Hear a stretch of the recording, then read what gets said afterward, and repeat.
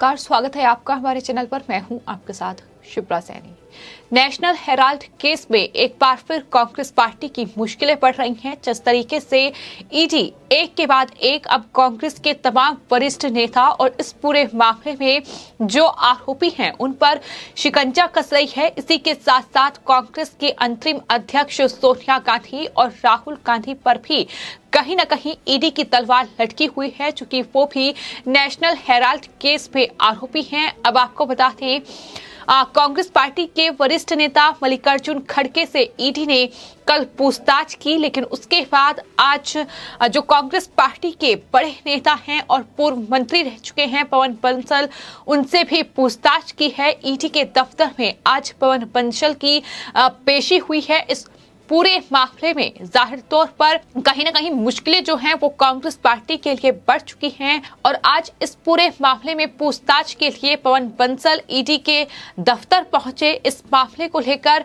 जो सुब्रमण्यम स्वामी हैं, बीजेपी के नेता, उनकी तरफ से एक याचिका दायर की गई थी जिसमें कांग्रेस के नेताओं पर धोखाधड़ी करने का आरोप लगाया था। नेशनल हेराल्ड केस जिसमें सोनिया गांधी और राहुल गांधी भी आरोपी हैं, लेकिन एक बार फिर से ये केस कहीं ना कहीं सुर्खियों में आ गया है। जिस तरीके से ईडी का जबरदस्त एक्शन इस पूरे मामले में देखने को मिल रहा है। आपको बताते हैं, नेशनल हेराल्ड केस में ईडी ने ये बड़ी कार्रवाई की है। पूरे मामले में कांग्रेस पार्टी के वरिष्ठ नेता और पूर्व मंत्री पवन बंसल को ईडी के दफ्तर में पेश होने के लिए नोटिस भेजा गया था, समन भेजा गया था, जिसके बाद वो ईडी के दफ्तर पहुंचे हैं। आपको ये बताते हैं कि नेशनल हेराल्ड केस में कांग्रेस पार्टी के कई वरिष्ठ नेताओं पर शिकंजा आने वाले वक्त में भी कसा जा सकता है, क्योंकि कई वरिष्ठ नेता इस पूरे मामले में आरोपी हैं। और जहां तक बात पवन बंसल की है तो आपको बता दें, वरिष्ठ कांग्रेस के नेता हैं पवन बंसल और एसोसिएटेड जर्नल्स लिमिटेड के प्रबंध निदेशक हैं और कांग्रेस पार्टी के अंतरिम कोषाध्यक्ष हैं। अब इस पूरे मामले में यंग इंडियन के अन्य प्रमोटरों को जल्द ही ईडी को तलब करने की उम्मीद भी जताई जा रही है कि जो कंपनी का नाम सामने आए हैं उसके जो प्रबंधक हैं, उनके जो निदेशक हैं, उन्हें जो प्रमोटर हैं उन्हें ईडी तलब कर सकती है, यानी पूछताछ के लिए बुला सकती है। तो सवाल यहाँ ये भी है कि आखिर ये पूरा नेशनल हेराल्ड केस आखिर है क्या और किस तरीके से कांग्रेस पार्टी इस पूरे मामले में फंसी हुई है, किस तरीके से सोनिया गांधी और राहुल गांधी पर भी ईडी आने वाले वक्त में एक्शन ले सकती है। आपको ये बताते हैं कि 1956 में एसोसिएटेड जर्नल को व्यावसायिक कंपनी के रूप में स्थापित किया गया और कंपनी एक्ट धारा 25 के अंतर्गत इसे कर मुक्त कर दिया गया था, लेकिन 2008 में एजेएल के सभी प्रकाशनों को निलंबित कर दिया गया। यानी एक अखबार था और इसकी ये अलग अलग भाषाओं में अखबार जो छपते थे, हालांकि प्रकाशन जो होते थे उन्हें निलंबित कर दिया गया और कंपनी पर 90 करोड़ रुपए का कर्ज भी चढ़ गया था। इसके बाद कांग्रेस नेतृत्व ने यंग इंडियन प्राइवेट लिमिटेड नाम की एक व्यावसायिक कंपनी बनाई, जिसमें सोनिया गांधी और राहुल गांधी समेत मोतीलाल वोरा, सुमन दुबे, ऑस्कर फडणवीस और सैम पित्रोदा को इस कंपनी का डायरेक्टर बनाया गया और धोखाधड़ी का आरोप अब कांग्रेस पार्टी और नेतृत्व पर लगा है।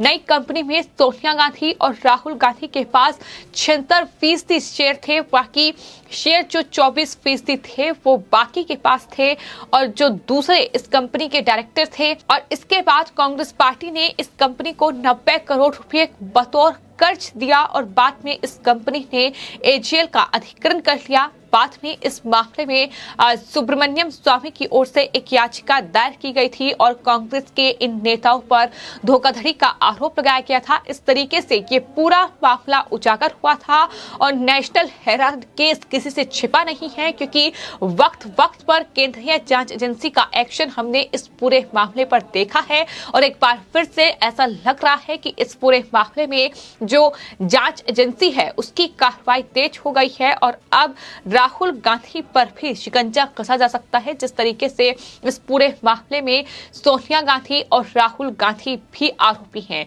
तो एक तरफ नेशनल हेराल्ड केस में ईडी का एक्शन जारी है, तो दूसरी तरफ पंजाब नेशनल बैंक घोटाला, जो कि 13,000 करोड़ रुपए का बड़ा घोटाला था। इस पूरे मामले में जो आरोपी हैं नीरव मोदी, हीरा कारोबारी हैं, अब उनके एक करीबी को इजिप्ट से दरअसल सीबीआई ने गिरफ्तार किया है। इजिप्ट की राजधानी काहिरा से उन्हें गिरफ्तार किया गया है, जिसके बाद इस शख्स को सेंट्रल ब्यूरो ऑफ इन्वेस्टिगेशन की टीम मुंबई लेकर आ गई है और उसे एजेंसी जाहिर तौर पर हिरासत में लेने की मांग कोर्ट के सामने करेगी। लेकिन ये बड़ी सफलता सीबीआई को हाथ लगी है, जिसमें इजिप्ट से सीबीआई ने नीरव मोदी के करीबी सुभाष शंकर को गिरफ्तार किया है। आपको ये बता दें कि पंजाब नेशनल बैंक घोटाला सामने आया था, जिसमें भगोड़ा हीरा कारोबारी नीरव मोदी और उसके मामा मेहुल चोकसी पर पंजाब नेशनल बैंक को करीब 13,000 करोड़ रुपए का लोन लेकर उसके साथ धोखाधड़ी करने का आरोप है। नीरव मोदी हालांकि इस पूरे मामले के सामने आने के बाद लंदन फरार हो गया था। इसके बाद लंदन की अदालत ने उसे वहां की जेल में बंद करने का आदेश दे दिया। भारत की जो जांच एजेंसी इस पूरे मामले में छानबीन कर रही है, जांच कर रही है।